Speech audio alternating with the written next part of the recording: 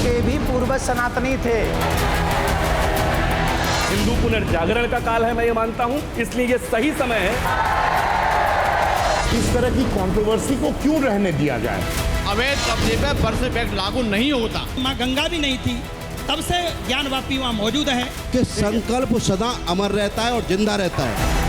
हमारा और आपका डीएनए एक है। I am proud of you.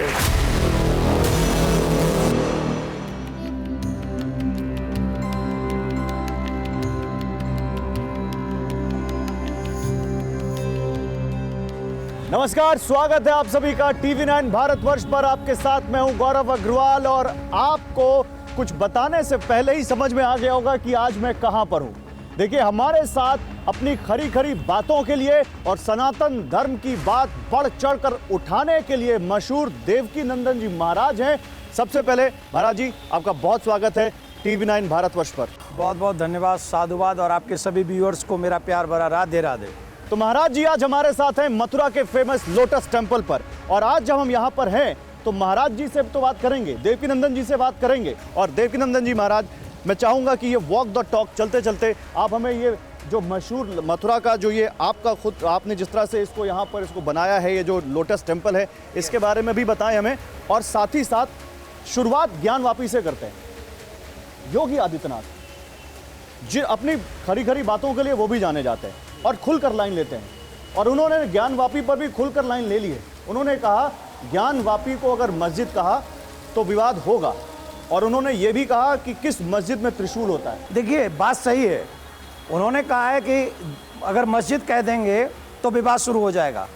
कौन सी मस्जिद पे त्रिशूल होता है, कौन सी मस्जिद के सामने नंदी बैठा होता है, कौन से मस्जिद के भीतर देवी देवताओं की छवि या आकृति होती है, या ऐसे स्वास्तिक चिन्ह इत्यादि होते हैं, तो बात तो सही है। उन्होंने कोई गलत नहीं कहा।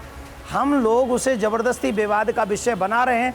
विवाद है नहीं, विवाद नहीं है ज्ञानवापी मंदिर, विवाद नहीं है कृष्ण भूमि मंदिर, विवाद नहीं है जामा मस्जिद की वो सीढ़ियाँ। जो कहा जा रहा है वो सत्य है, पर दुर्भाग्य यह है कि हम लोग उन बातों को छिपा लेना चाहते हैं जो सत्य है, और हम लोग उन बातों को बोलना चाहते हैं जो सत्य बिल्कुल भी नहीं है, और वो हम अपने स्वार्थ के लिए बोलना चाहते हैं, जो स्वार्थ के लिए बोल रहे हैं और वही भाईचारे की बात कर रहे हैं। इसी में प्रॉब्लम है। इसमें योगी आदित्यनाथ जी का बयान गलत नहीं है। नहीं, लेकिन दूसरा पक्ष कुछ कह रहा है। वो ये कह रहा है कि जिस जगह पर 5 टाइम नमाज होती है उसको क्या कहोगे? नहीं, 5 टाइम नमाज वो मेरे घर में आके करने लग जाए तो उससे आप क्या कहोगे? मेरे घर में घुस के बैठ जाएं कि मैं तो यहाँ 5 टाइम नमाज अदा कर रहूँगा, और फिर तो उनके पास में, तो फिर हम क्या करें? उनसे लड़े नहीं, उनसे कहें नहीं, उनसे हाथ ना जोड़ें, उनसे न कहें भाई साहब आप अपने घर में जाके नमाज अदा कीजिए ना। उनके कुरान में तो ये कहते हैं कि दूसरे की जगह पर जहाँ कोई दूसरा व्यक्ति ये कहता हो कि ये जगह मेरी है, जो जगह हराम की हो उस जगह पे नमाज खुदा स्वीकार ही नहीं करता उनका। फिर कैसे वो कह सकते हैं कि ये यहाँ 5 समय की नमाज, वहाँ तो आज शंख बज रहे हैं, वहाँ शिव जी की आरती हो रही है, वहाँ पूरी दुनिया से लोग काशी विश्वनाथ के दर्शन करने जा रहे हैं, तो फिर उस जगह को आप कैसा कह पा रहे हैं? अच्छा, जब हम बात दर्शन की कर रहे हैं तो यहाँ भी शायद ठाकुर जी हैं और हमें उनके भी दर्शन एक बार कर लेने चाहिए।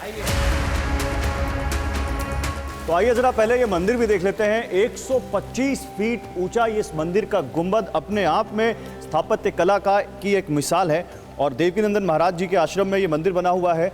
तो एक बार ठाकुर जी यहाँ पर हैं, राधा रानी है, इनके दर्शन भी कर लेते हैं। महाराज जी जरा बताइए। देखिए, इसकी जो गुम्बद की हाइट है वो 125 फीट की हाइट है। वो इसलिए है कि भगवान ने इस पृथ्वी पर, जब भगवान श्री कृष्ण का अवतार हुआ तो 125 वर्ष तक उन्होंने इस धराधाम में लीला की थी, इसलिए इनकी जो हाइट रखी गई है उसको ध्यान में रख के की गई है। और दूसरा कि ये जो प्रिया कांजू का मंदिर है, ये लोटस मतलब कमल के ऊपर बना हुआ है, पूरा बाहरी आकृति कमल पे इसलिए है क्योंकि भगवान को कमल का पुष्प बहुत ज़्यादा प्रिय है।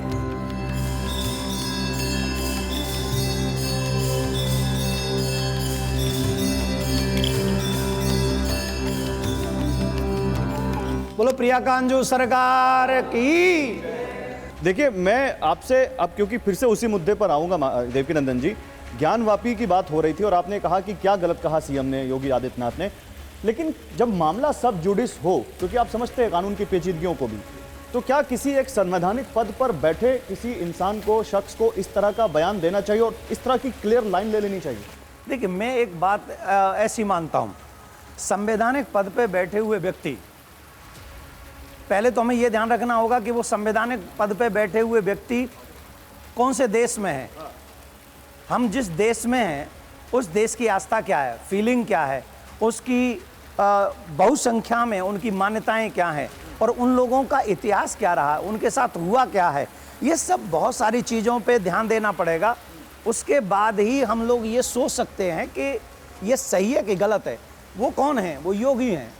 वो कौन है? वो हिंदू हैं। वो कौन है? वो उत्तर प्रदेश के मुख्यमंत्री हैं। उत्तर प्रदेश क्या है? उत्तर प्रदेश राम कृष्ण शिव की पवित्र पावन भूमि है। तो अगर यहाँ वो बात नहीं करेंगे, राजा अगर न्याय नहीं करेगा, तो फिर तो अन्याय होगा, फिर तो प्रजा भी अन्याय हो लेकिन जाएगी। राजा हिंदुओं के थोड़ी ना है, वो तो सभी धर्मों के राजा हैं। जब वो सीएम बन गए तो सबके राजा हैं, लेकिन वो किसी की मस्जिद पे जाके तो त्रिशूल नहीं गाड़ रहे हैं ना। जो ऑलरेडी जहां पर बहुत वर्षों पहले हमारे शिव के मंदिर को तोड़ा गया था, कृष्ण के मंदिर को तोड़ा गया था, उसी को ना अपना कह रहे हैं। आप अपने घर को ही ना घर कह रहे हैं, आप किसी के दूसरे के घर को घर थोड़ी कह रहे हैं। लड़ाई तो वहाँ होगी, अन्याय तो वहाँ होगा। अब मेरे घर में कोई 10 साल पहले आके बैठ गया, अब मैं आज जा रहा हूँ तो मुझे कोर्ट न्याय नहीं देगा, मेरे घर को मेरा घर नहीं कहेगा।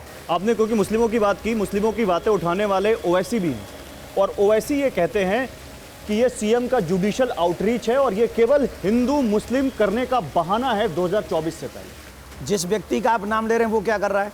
वो ऐसे बयान क्यों दे रहा है? वो हमेशा बहुसंख्यक लोगों के लिए हमेशा उल्टा बोलता है वो आदमी, और हमेशा बहुसंख्यक जिस देश में रहता है उस देश की बहुसंख्यक लोगों की भावनाओं के साथ वो मजाक करता है। वो उस देश के लोगों को गालियां देता है। आप उसकी स्पीच सुने हैं, उसके भाई की स्पीच सुने हैं, वो धमकी देता है। वो ये कहता है कि मुझे 15 मिनट के लिए फ्री छोड़ दीजिए, और आज वो इस देश का सांसद है। ये सिर्फ भारत में हो सकता है, अन्य नहीं हो सकता।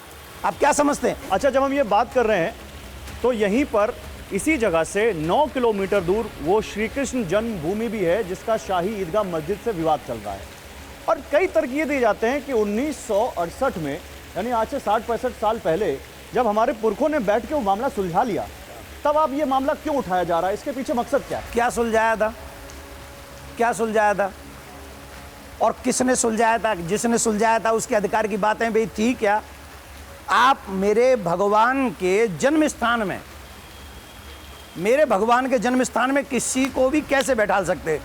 प्रॉपर जो जन्म स्थान है वो उसमें है जहां हम लोग सोच नहीं सकते, जहां पे आज वो लोगों ने अपनी उस जगह को घेर रखा है, वो जगह पे प्रॉपर जन्म स्थान है। और हमारे किसी ने एक आया कोई व्यक्ति कोई करके चला गया, वो तो न तो कृष्ण जन्मभूमि ट्रस्ट में था और ना ही वो एक कोई 4 व्यक्ति होंगे उन्होंने कह दिया। लेकिन जहाँ कृष्ण जन्मभूमि है वहाँ हमें वो अधिकार चाहिए, पूजा करने का अधिकार चाहिए। इसमें किसी को भी नहीं तो उसमें एक दलील ये दी जा रही देवकीनंदन जी कि फिर ऐसे तो देश की लाखों मस्जिदों में क्लेम आएंगे और कहेंगे खुदाई करो, यहाँ तो मंदिर था, फिर कैसे होगा निपटारा? एक बात बताइए, क्या जन्म स्थान बदल सकते हो? वहाँ भगवान का कृष्ण जन्मभूमि है, और कृष्ण और राम और शिव ये तीनों हम सनातनियों के प्राण के भी प्राण हैं। आप ये समझ लीजिए, इनके बिना हिंदुओं का ना तो अस्तित्व है और ना हिंदुओं की कोई पहचान है। अब अगर हिंदुओं की पहचान राम कृष्ण और शिव हैं तो इनकी जन्म स्थान नहीं बदले जा सकते। अच्छा, आप क्योंकि एक और केस है, एक केस वो आगरा का जामा मस्जिद, जिसमें आप भी पार्टी हैं, और आपने कहा है कि वहाँ की उसकी सीढ़ियाँ तोड़ी जाएं क्योंकि उसके नीचे कृष्ण भगवान की मूर्तियाँ दबी हुई हैं। तो वो भी तो उससे अलग 3 केस के अलावा चौथा केस भी तो आ गया। नहीं, आप एक बात बताइए, कृष्ण की बात है ना, वो औरंगजेब ने छवियों को सीढ़ियों में गाड़ा है। और ये तो मुस्लिम इतिहासकार कहते हैं, और मुस्लिम इतिहासकारों की बुक्स में ये है। अगर मुस्लिम की बुक्स में, इतिहास में ये है, तो क्या किसी को अधिकार है कि मेरे भगवान, क्या मैं उनके भगवान का अपमान कर सकता हूँ? अगर मैं नहीं कर सकता तो वो मेरे भगवान का अपमान कैसे कर सकते हैं? भाईचारे के लिए मैंने कहा था, भाईचारा निभाओ, वो चेक करने के, मैं सीढ़ी तोड़ने के लिए नहीं कहा। मैंने कहा है कि भाई आप सरकारी कोई ऐसी एजेंसी हो जो चेक करे, और अगर वहाँ है तो हमें हमारे भगवान को दे दें।